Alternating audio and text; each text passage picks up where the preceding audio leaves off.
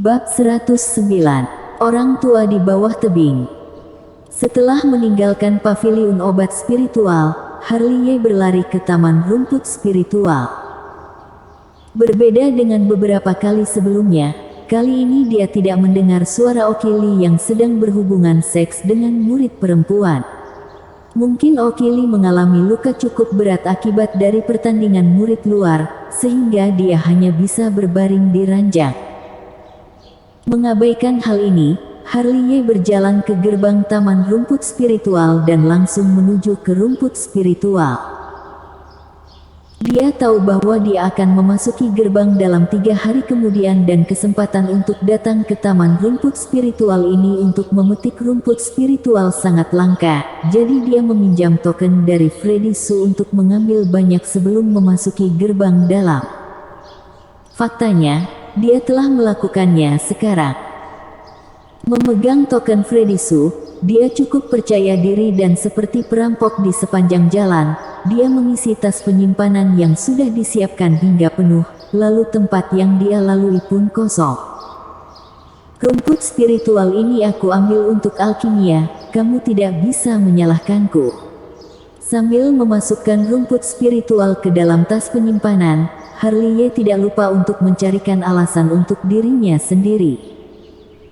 Bahkan hingga larut malam, dia masih sibuk dengan rumput spiritual dan tas penyimpanan yang telah disiapkan sebelumnya sudah penuh semua. Sudah cukup bagiku untuk menggunakannya dalam waktu yang lama. Menepuk-nepuk tas penyimpanan yang menggembung, Harley akhirnya melepaskan kepingan rumput spiritual yang memiliki energi spiritual. Aku pergi dulu. Mengambil napas dalam-dalam, Harley hendak pergi. Namun, saat dia berbalik, dia menyentuh dagunya lagi dan melihat ke kedalaman taman rumput spiritual. Dia ingat dengan jelas bahwa ada tebing di ujung taman spiritual rumput, ada hal-hal aneh di bawah tebing, yang membuat api sejatinya takut. Sekarang dia datang lagi dan dia masih tidak bisa menahan rasa penasarannya untuk berjalan menghampirinya.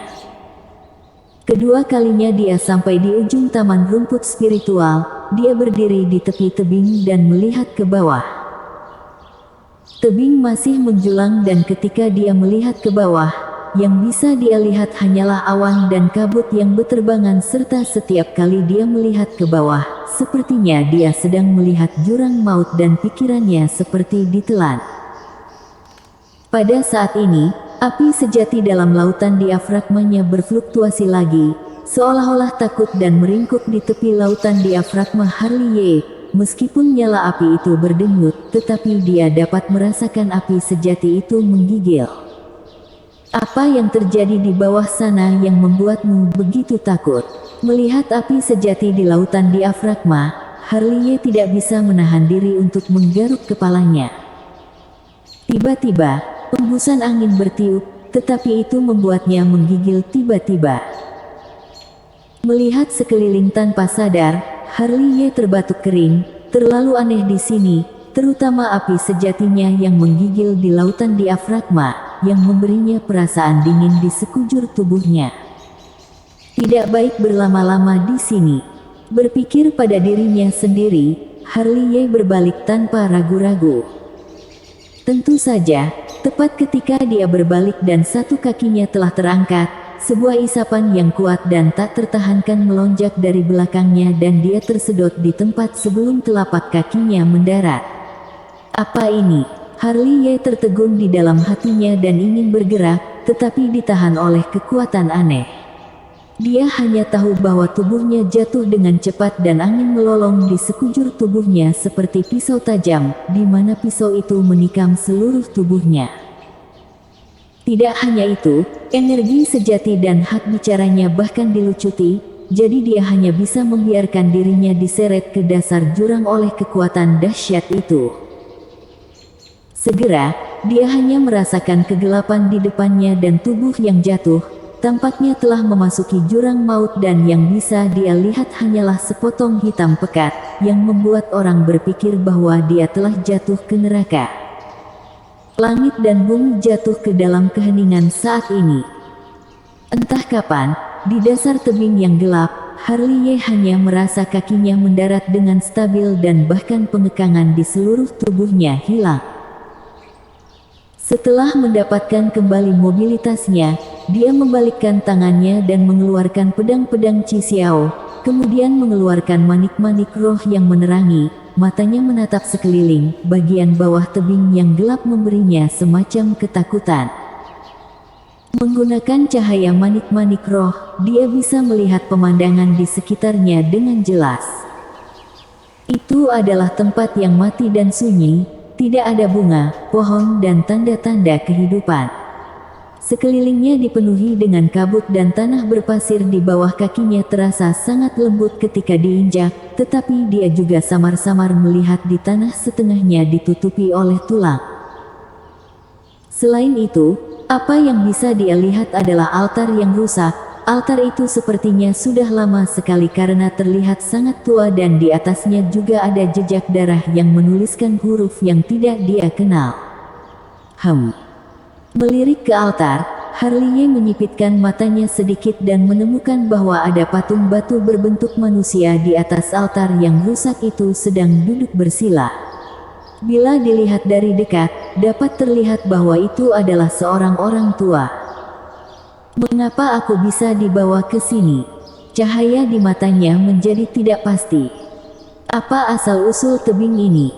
Dan setelah mengatakan itu, Harley tidak bisa tidak melirik api sejati di lautan diafragmanya dan menemukan api sejatinya sendiri melompat-lompat semakin kuat dan membuatnya menggigil.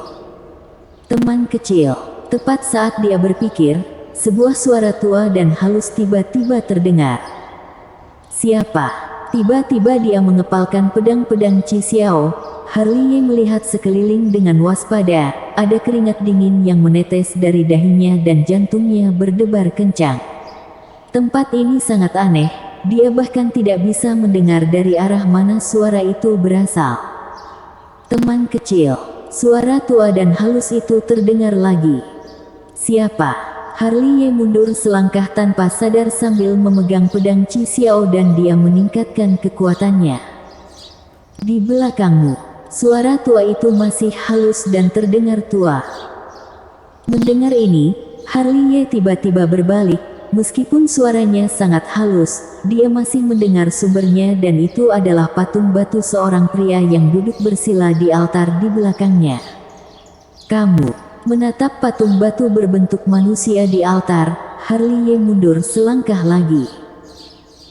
Namun segera, dia terkejut menemukan bahwa yang duduk bersila di atas altar yang rusak bukanlah patung batu, tetapi seorang manusia. Hanya karena seluruh tubuhnya ditutupi dengan debu tebal, sehingga dalam pandangan pertama membuat orang berpikir bahwa itu adalah patung batu. Ketika Harley pergi, kebetulan lelaki tua itu perlahan membuka matanya.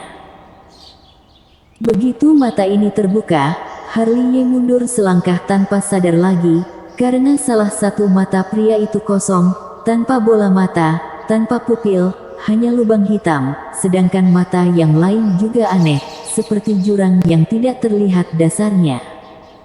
Siapa kamu? Matanya sedikit menyipit dan tatapan Harley penuh kewaspadaan. Dia tidak pernah berpikir bahwa ada orang seperti itu di bawah tebing.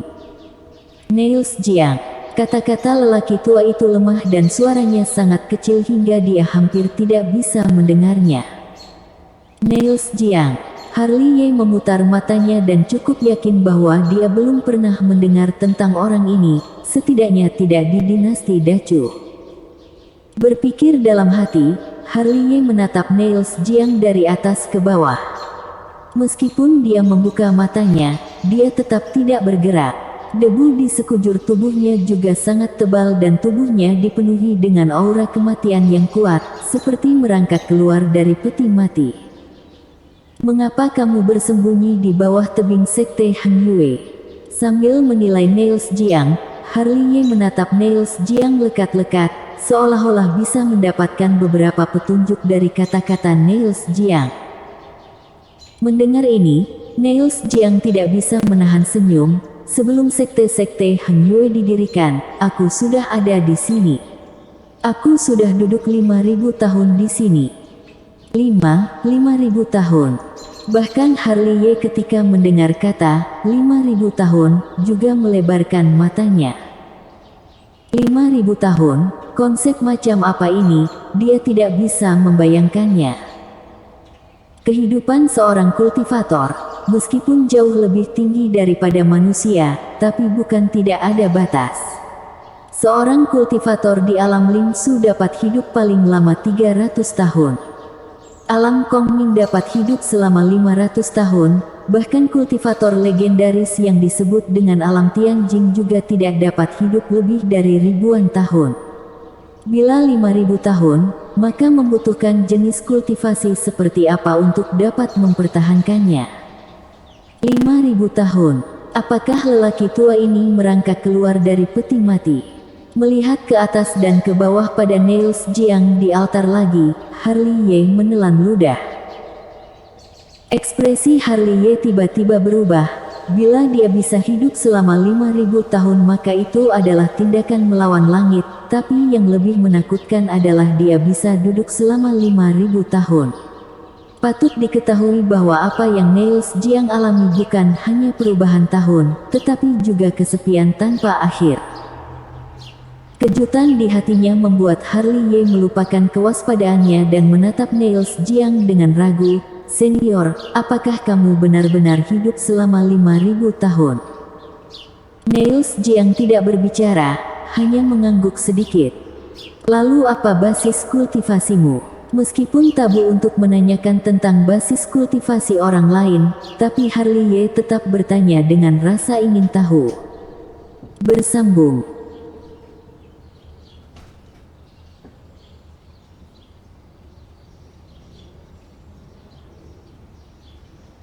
Bab 110. Benda Iblis. Alam Daseng. Niels Jiang tersenyum sedikit, tidak marah karena Harley memberanikan diri untuk bertanya kepadanya tentang kultivasinya. Meskipun dia sudah tua dan tidak memiliki ekspresi di wajahnya, tapi nada bicaranya sangat lembut. Alam Daseng. Di sini, Harley tidak bisa menahan menggaruk kepalanya, memandang Niels Jiang seperti orang idiot dan tersenyum canggung. "Kalau begitu, senior, kultivasi seperti apa yang kamu maksud dengan alam Daseng?" Niels Jiang tersenyum lembut, tetapi tidak memberitahu Harley secara detail. Melihat Niels Jiang tidak banyak bicara, Harley diam-diam menghitung dalam hatinya bahwa jika seorang kultivator dapat hidup selama 1.000 tahun, maka kultivator yang dapat hidup selama 5.000 tahun, setidaknya lebih tinggi dari kultivator 3 alam. Ketika berpikir seperti ini, jantungnya berdebar kencang, mengetahui bahwa di dinasti Dacu ini harus menunggu selama bertahun-tahun untuk muncul seorang kultivator alam surga selama bertahun-tahun, apalagi seorang alam Daseng yang setidaknya 3 alam lebih tinggi dari alam surga. "Teman kecil, apakah kamu tahu mengapa aku membawamu ke sini?" Melihat Harley bergumam, Niels Jiang berbicara lagi. "Aku tidak tahu." Harley menggelengkan kepalanya dengan lembut. Hingga saat ini pun dia masih kebingungan. "Aku ingin menggunakan api spiritualmu." "Api spiritual?" Harley terkejut dan menggaruk kepalanya. "Senior, aku tidak memiliki api spiritual, hanya api sejati." Mendengar ini, Niels Jiang tersenyum kecil. "Api sejatimu adalah api spiritual." "Wow!" Harley berseru tanpa sadar, mengarahkan pandangannya ke lautan diafragma, menatap api emas dengan terkejut dan mendengarkan nada Niels Jiang, bahwa tingkat api spiritual jauh lebih tinggi daripada api sejati. "Aku tidak menyangka kamu memiliki identitas seperti itu." Harley melihat api emas di lautan diafragma dengan perasaan menggebu-gebu. "Teman kecil, bolehkah aku meminjam api spiritualmu?" Ketika Harley terkejut, Niels Jiang berkata lagi. Ketika membahas tentang api spiritualnya, kewaspadaan Harley muncul lagi. Orang tua di depannya terlalu aneh dan hanya Tuhan yang tahu untuk apa dia mengambil spiritual apinya. Jika dia tidak mengembalikannya lagi, maka dirinya akan mengalami kerugian yang cukup besar. Untuk apa senior menggunakan api sejati milikku? Alih-alih memanggil api spiritual, Harley melirik Niels Jiang dengan ragu-ragu. Bunuh diri. Bunuh diri. Harley tertegun di tempat, berpikir bahwa dia salah dengar dan lelaki tua bernama Niels Jiang ini menjatuhkannya karena dia ingin meminjam api spiritualnya untuk bunuh diri. Mengapa itu terdengar sangat aneh? Lebih tepatnya adalah membunuh monster di tubuhku. Monster. Saat itu, aku terlalu angkuh dan memprovokasi orang-orang yang seharusnya tidak aku provokasi, sehingga akhirnya aku menjadi seperti sekarang ini.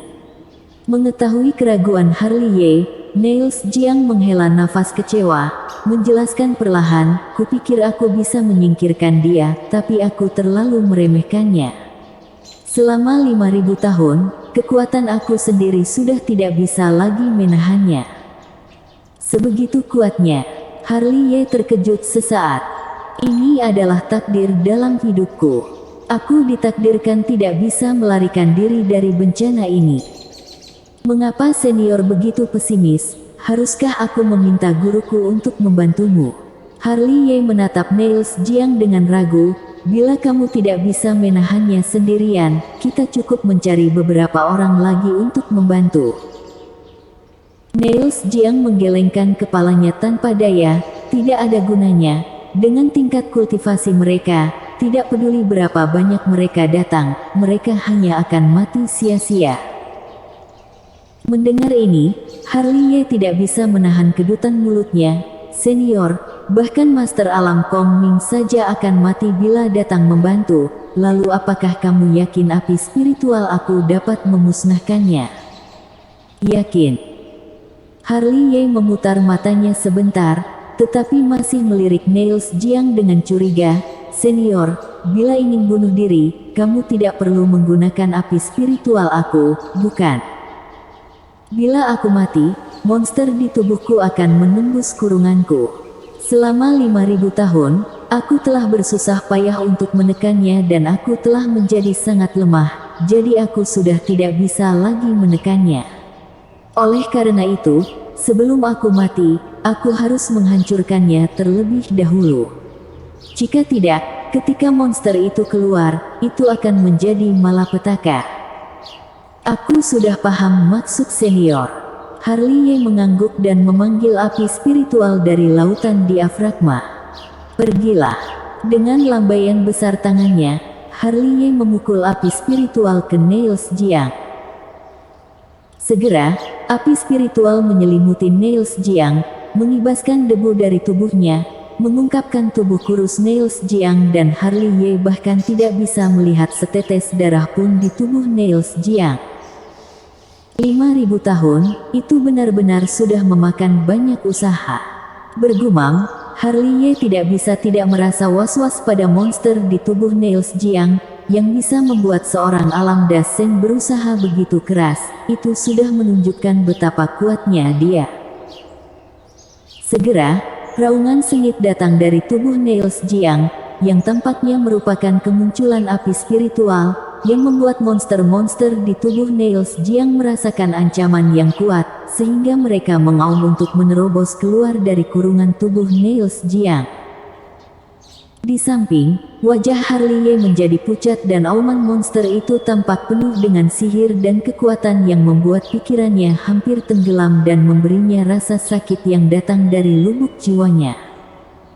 Niels Jiang, apakah kamu benar-benar tidak akan menyerah? Segera, raungan menyeramkan datang dari dalam tubuh Niels Jiang. Kita telah berselisih selama 5.000 tahun, sudah waktunya untuk mengakhiri semuanya. Bila aku mati, kamu juga tidak bisa terus hidup. Aku sudah seharusnya mati sejak dulu. Entah sejak kapan raungan itu mereda, ketika api spiritual meninggalkan tubuh Niels Jiang, aura Niels Jiang yang sudah lemah menjadi lebih lemah dan dia seperti cahaya redup di bawah embusan angin yang berada di ambang kematian. Senior, Harley bergegas maju dan mengeluarkan cairan spiritual. Hidupku telah habis dan tidak ada obat ajaib yang bisa menyelamatkanku. Niels Jiang menghela napas. Harley Ye terdiam, tapi meskipun begitu, dia masih memasukkan banyak cairan spiritual ke dalam tubuh Niels Jiang, berharap dengan esensi tipis cairan spiritual bisa membantu Niels Jiang melanjutkan hidupnya. Anak muda, bisakah kamu memberitahuku mengapa kamu memiliki darah iblis di tubuhmu? Niels Jiang tidak menghentikan Harley Ye untuk menuangkan cairan spiritual ke tubuhnya, melainkan menatap Harley Ye dengan ramah. Melihat wajah baik Niels Jiang, Harley Ye mengerutkan bibirnya dan mengeluarkan sebuah alat kecil yang membuat darah iblis. Melihat alat kecil itu, Harley Ye dengan jelas melihat kilatan di mata lelaki tua itu. Segera, mata Niels Jiang meredup. Dia menggelengkan kepalanya tanpa daya dan tersenyum sedih. Jurang iblis, lebih kuat darimu, tapi apakah dia juga tidak dapat menandingi perubahan hidup ini? Senior tahu asal-usul benda kecil ini. Harley Ye memandang Niels Jiang dengan curiga. Niels Jiang tersenyum sedikit, tetapi tidak memberitahu rahasia benda tersebut. Anak muda, benda ini adalah harta karun. Kamu harus menyimpannya dengan baik, jika tidak, itu akan membawakan masalah padamu. Mendengar apa yang Niels Jiang katakan, Harley Ye terkejut, kemudian dia melihat kembali benda kecil di tangannya dengan hati-hati. Dia bisa membayangkan asal-usul benda ini yang cukup besar dengan bisa dipuji oleh seorang alam daseng yang sudah hidup selama 5.000 tahun. Hartamu cukup banyak, di sini. Aura Niels Jiang melemah, tetapi dia melirik tas penyimpanan Harley Ye dan matanya tiba-tiba berubah lagi. Ada beberapa kilatan cahaya yang lewat dan kata-katanya cukup bermakna. Harley Ye tertegun sejenak, lalu melirik tas penyimpanannya. Apakah ada harta di tas penyimpanannya yang bisa dibandingkan dengan benda kecil ini? Anak muda, lihat mataku. Niels Jiang mengangkat kepalanya dengan susah payah. Meskipun dia tidak tahu apa yang akan dilakukan Niels Jiang, Harley Ye tetap menatap mata Niels Jiang. Satu mata Niels Jiang kosong, sedangkan mata lainnya berisi misteri yang tak ada habisnya. Jika diperhatikan baik-baik, kamu bisa melihat langit berbintang dan dunia yang luas di matanya. Di atas pupilnya, tampaknya ada penggambaran roda peri dan ketika dia menatapnya, roda peri itu tampak berputar sedikit.